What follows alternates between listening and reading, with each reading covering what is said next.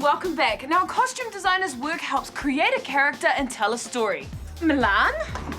Opera Paris? Mount Roskill? This is so not working for me. Yes, it is. No, me neither. It is. Are you mocking me? Because I'm so not wearing this, okay? I think you need to go and see your designer costume friends and learn how to design costumes. Fine, let's go. Loser! Fashion.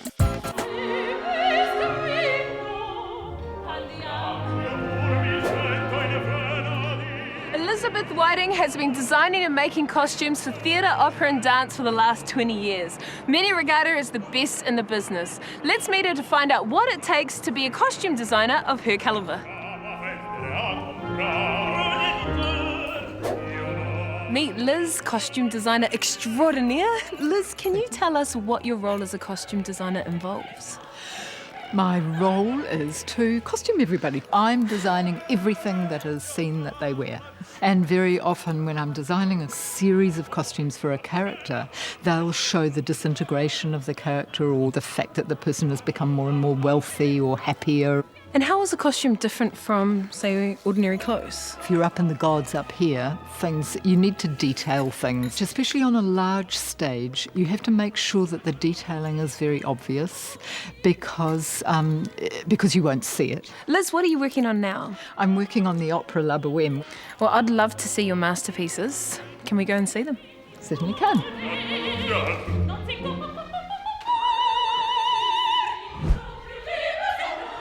All right. So what's the first step when you're creating a set of costumes for a production like La Boheme? It's conversation with the director and the other designers. Build up an idea of what the director wants from the piece. Boheme is often set in 1840. And so it was quite a different thing to come in and have a director who set it in this modern Paris now.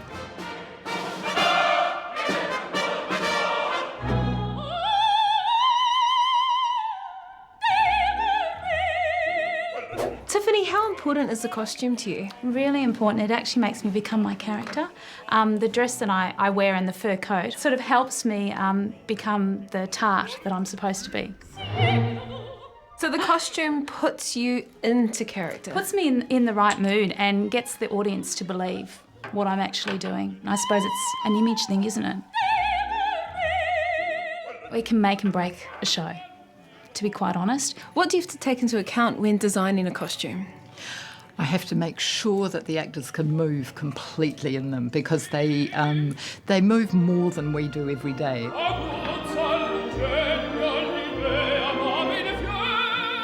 Talk to any opera singer who's had a terrible costume and they'll tell you how wonderful to have someone that knows the body so well, and most people are so far away from you, all they see is a shape, you know? And so I think it's so important as a costume designer to be aware of that.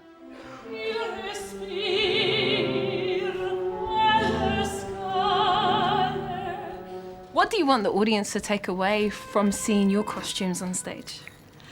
I want my costumes to enhance the story. I want nothing to jar, everything to be absolutely perfect so they feel they know each of the characters. Bravo! Encore! Thank you so much, Liz, for showing us what's involved in being a costume designer. I am truly in awe of your skill and talent. Thank you. See you guys back at the house. He's the son of Billy TK Sr., but Billy TK Jr. is destined to make people remember his name. Playing alongside people like Tommy Manuel, the Neville brothers, he is definitely striking a chord with listeners. Let's meet the man. Sam, I think you better get changed first. Oh my God, you're so right. What was I thinking? Music.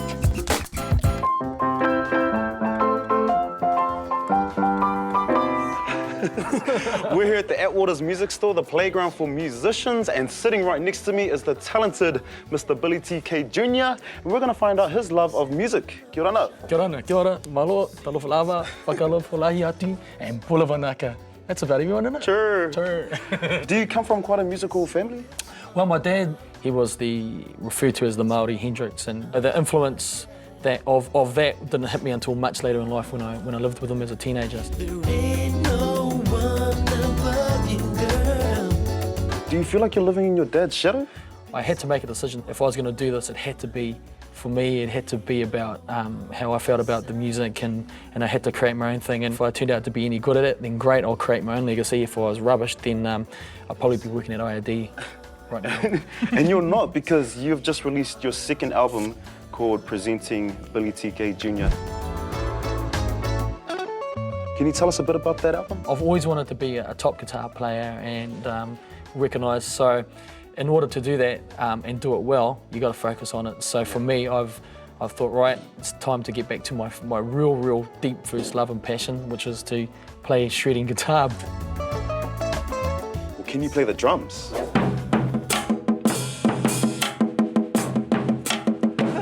You found your calling, bro. Thanks. Well, it's a bit better than my piano playing. What are your songs about, Billy? Heartbreak, love, you know, being dumped, dumping someone. Love and blues always goes together, and the pain of being in love, so it's that sort of thing. So, Billy, your true love is the guitar? Oh, yeah. And not the drums? No way. Man. So, Billy, this is your true love? This is my true love. And what kind of style do you play? The blues stuff like this. You got that, and then...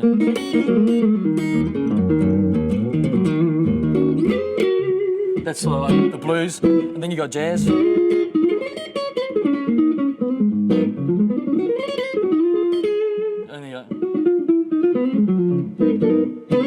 that's all the jazzy type stuff. And then you got the heavy metal.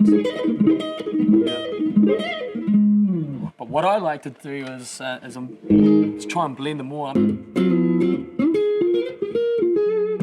When I first went on tour with my dad when I was 16, I worked for 2 years for my father to learn how to music and about the music business. It's called paying your dues, and I paid it big time as an apprentice, and I continue to pay it now even though I've developed as an artist. It's been a pleasure talking to you today and hanging out with you. We've got some friends back at the house, and I'd love for you to share your love of music with them. Can we do that? Let's do it. One more call for the road? Okay. All right. Thanks to you guys for hanging with us today. Make sure you log onto the website to win some free stuff. Thank you to all our guests on the show. Now, Billy TK Jnr. is going to play his new track, Why Wait? Check it out. It seems I waited a lifetime. 34 years is such a long time. And 18 years to make you. And I can't wait anymore.